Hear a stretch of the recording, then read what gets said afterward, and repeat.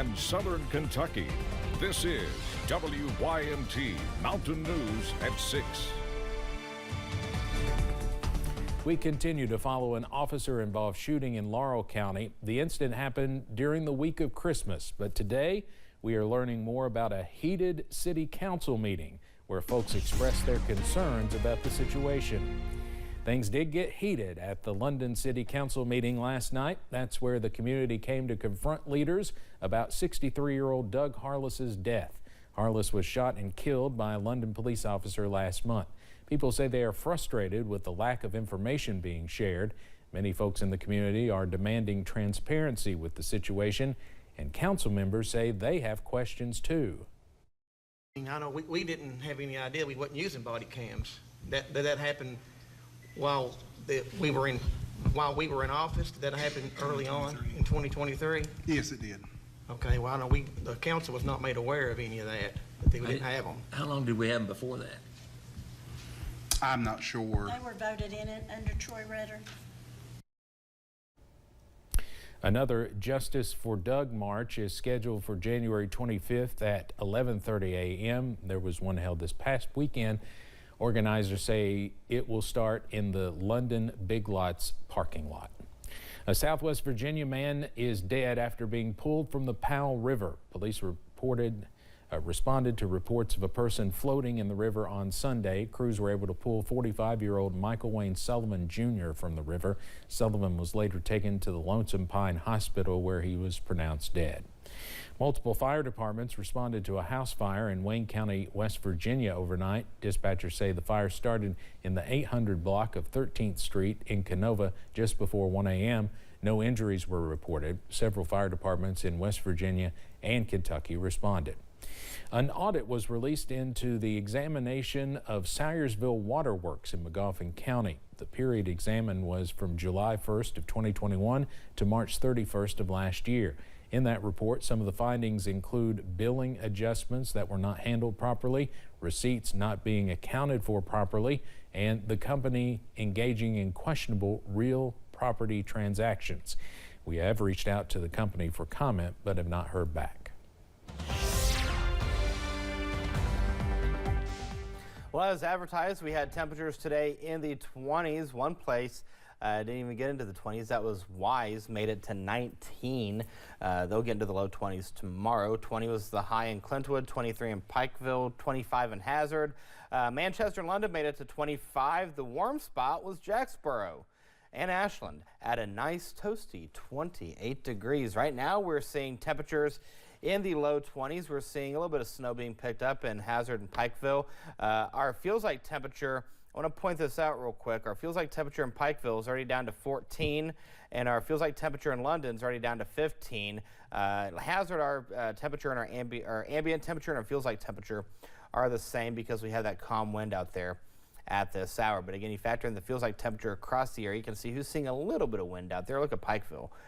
14, 21 in Prestonsburg, 23 Louisa, 21 in Moorhead, 22 in Irvin. So here's live pinpoint Doppler radar. All is quiet across eastern Kentucky at this hour. There is a small snow chance in the forecast for tomorrow, but 95% of us will stay mainly cloudy. We'll see overnight lows in the upper teens and low 20s. Will stay mainly cloudy as we go into the evening hours and to start your Wednesday. But all eyes are on Friday and Saturday, and we'll give you the latest timing in the first alert forecast in a few minutes. Steve. Eric, thank you. The weight of the winter weather recently closed many businesses throughout the region, some out of necessity, some out of precaution. But the damage to one shopping center in Pike County has business owners worried. WYMT's Buddy Forbes has a look at the Weddington Plaza in Coal Run. We've got water still dripping. Our benches are torn to pieces. It was just horrible. I mean, it looked like a tornado had been to the store. Several stores in the Weddington Plaza were a wintry mess Monday morning after officials say a thick slush formed by overnight snow and freezing rain clogged the roof drainage system in one section of the shopping center. Hundreds of shoes that have been ruined. We have wires hanging from the ceilings, parts of our ceilings falling apart. I mean, there's things that's going to take some time to recover from. From the pallet bin to the shoe department, some stores are seeing thousands of dollars in damage, Just in this one section alone, you've probably got $2,000 worth of shoes. while others are shaken completely by the flooded floors and crumbling ceiling tiles. How long is it going to take to get us back? But it was very shocking and very sad. Those who work in the plaza say the building has had similar issues in the past, but they did not expect a hit to this extent, with at least 7 businesses closed to the public as they wait to clean up and make sure their spaces are safe for their customers. Everybody's devastated. UPS store, a lot of these people, they're going to be out for weeks. And this is local businesses that can't afford to stay closed this long. And while the loss of merchandise and money is one thing, some say it goes deeper. It's not just about the store, it's the community. Worried about the cultures and careers they have built. It was heartbreaking. I put 4 years into this store, and I mean, it's a family legacy. My aunt was a store manager 21 years.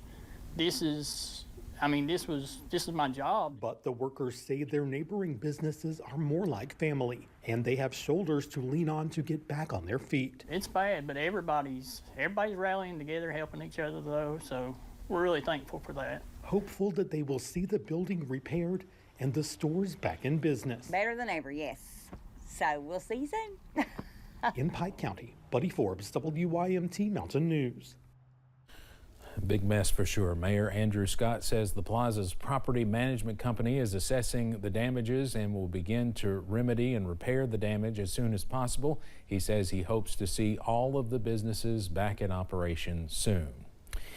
Well, let's take a look at the power outage map here in Kentucky. You can see there are several counties in our area showing up in blue. Now that's a good sign, but there are still many folks trying to get their power restored in the mountains, including Johnson County, where there are still more than 2,000 people without electricity, still more than 1,000 without power in Menifee and Morgan counties as well. Very easy to tell where that heavy ice formed just north of Hal Rogers Parkway and Highway 80, really across the state in a line. Well, officials are asking people to stay indoors following the winter storm, but if you must brave the bitter cold, it's important to bundle up. Doctors recommend covering your nose, ears, and fingers to avoid frostbite during prolonged time outside. If you notice changes in the coloring of those areas, Dr. Avery Schrum says to get out of the cold and contact a healthcare professional as soon as possible.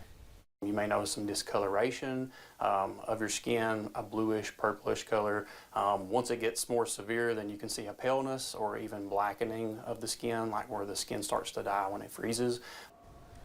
Schrum says if you believe you have frostbite, do not sit too close to a heater or fire because numbness may cause you to unintentionally burn your skin. Well, it's getting colder, and here's a list of some warming centers you can go to in our area. Here in Perry County, you can go to the old courthouse on Main Street. There's a warming center in the physical courtroom on the 2nd floor. In Whitley County, you can go to the Williamsburg Fire Department or the Williamsburg Convention Center. And in Clay County, you can go to the Crawdad Community Building. Those are just a few examples. We have a long list of warming centers, a link to those provided by the state in our area at WYMT.com. Salt trucks are on the roads, continuing to keep them clear despite the colder temperatures. WYMT's Amelia Lee takes a look at how the drivers help melt the ice to keep the roads clear for you. The unsung heroes of the recent winter storm. Salt truck drivers continue to hit the roads despite the conditions. Our crews have been working around the clock since basically Saturday, pre-treating the roads. In order to start the salting process, drivers first come here to the Perry County garage, where they load up on all of this salt and then pour it onto the roads. What happens is you work it, you get it in good shape, and then you'll have a little ice or snow come back along like we did last night, and so we're working them again today. You might see some familiar faces behind the wheel. Judge Executive Scott Alexander drives one of the salt trucks, salting roads since before he took office. We got people who have to get out and go to work early, and I want to make sure that we're doing a good job on our end. But the effectiveness of the job depends on more than just the drivers. The temperature's been what they are. This ice is not really going to melt today. Salt is not as effective at melting ice if the temperature drops below 15 degrees. The main roads are in pretty decent shape, but a lot of slick roads, especially the side roads, secondary roads. With a hope for clear roads soon, some folks are filling the role of unsung heroes in vehicles you might not expect. But you have somebody just about in each community that will have a side-by-side or will have a tractor, and they'll get out and help their neighbor. Regardless of which roads you travel, officials continue to urge folks, remember to use caution. In Perry County, Amelia Lee, WYMT Mountain News. Alexander says the Perry County Garage has 12 salt trucks for county roads. The City of Hazard has 5 trucks they use for city streets, and the State Department of Transportation salts the state roads. As crews work to clear those roads, many Kentuckians are finding their car covered in snow and ice. Jorge Sirvin with Southside Auto Repair in Lexington says cleaning off your car is important to keep your vehicle running smoothly. He says it's important to check that the battery does not freeze when you're ready to start traveling again in the winter storm. Set everything to defrost and wait about 10 minutes. That front windshield should be pretty clear and you should be good to go. Sirvin says using a rubber snow broom helps with pushing off extra snow off the windshield, and wipers can help. He says it's also important to clear off those headlights.